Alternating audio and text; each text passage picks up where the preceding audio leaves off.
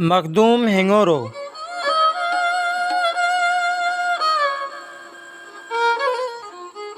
मोरे तालके जे गुचेरे शहर जे मिट्टी के उहो मान मिलियल आहे त हिते मखदूम हिंगोरे जहिड़ी मोहबे वतन आलिम मुजाहिद जी आख़िरी आरामगाह आहे। पाण मखदूम बिलावल जे अहम ख़लीफ़नि मां हो।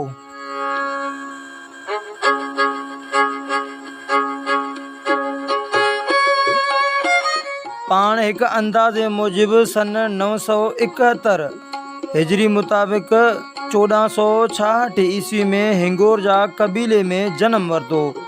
सिंध में इहा क़दीम रिवायत पई रही आहे त मशहूर शख़्सियतनि खे संदन नाले जे बजाए संदन ज़ात सां सुञातो वेंदो आहे। अहिड़ी रीति मखदूम मोहम्मद उस्मान बि पंहिंजे अबाणे कबीले हिंगोर जा जी निस्बत सां मखदूम हिंगोरो सॾिजणु लॻो।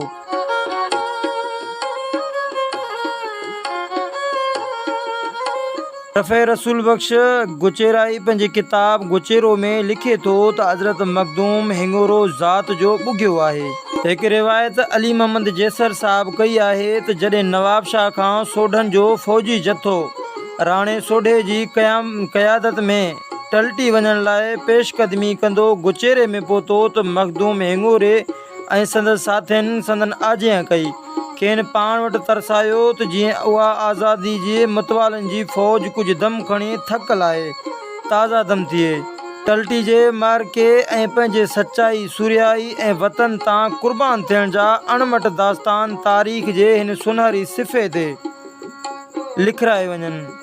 उन करे मखदूम हिंगोरे सिंधु दरिया पार करण लाइ मुजाहिदनि लाइ ॿेड़ियुनि जो बंदोबस्तु कयो ऐं पंहिंजनि माण्हुनि ऐं शागिर्दनि हिन नंढड़ी फ़ौज खे साण करे संदन सूंहां बणिजी टलटी जे मैदान ते पहुता।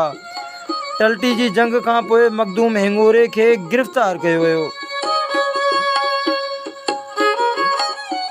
खेसि मौत जी सज़ा ॿुधाई वई पर काज़ी ॾिते सेवाणी जे विच में पवण सबबि उहा सज़ा माफ़ कई वई। अहिड़ी तरह मखदूम हिंगोरे पंहिंजी उमिरि जा आख़िरी ॾींहं तदरीसी कमनि में गुज़ारिया। मखदूम हिंगोरे क़ुरान मजीद तफ़सीर फ़िक़ह हदीस मंतक़ जो वॾो आलिम हो। अरबी फ़ारसी सिंधी ऐं राजस्थानी ॿोलियुनि जो माहिर ऐं उस्ताद हो। पाण गुचेरे में पंहिंजे खानगाह सां गॾोगॾु हिकु दीनी मदरसे जो बुनियादु रखियो। मोहतरम हामिद अली खानाई साहब लिखे थो त संदसि मदरसो ऐं खानकाह हिकु अज़ीम ऐं आलीशान इस्लामी मुसाफ़िरखानो ऐं बिलावली तहरीक जा मर्कज़ बणिजी पिया। केतिरा ई ॾूरां ॾेहनि खां आलिम ऐं शागिर्द हली अचे वटांसि इल्मु हासिलु कंदा हुआ। संदसि दस्तरखानो कुशादो हो। वटसि हर रोज़ केतिरा ई नामवर सूफ़ी दरवेश आलिम फ़ाज़िल शाइर वॾी इज़त ऐं मर्तबे वारा माण्हू ईंदा रहंदा हुआ।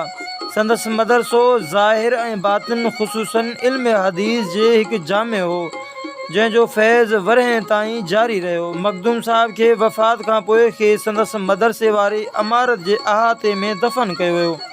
मखदूम साहब हिकु अंदाज़े मूजिब सन 1036 ईस्वी में वफ़ात कई।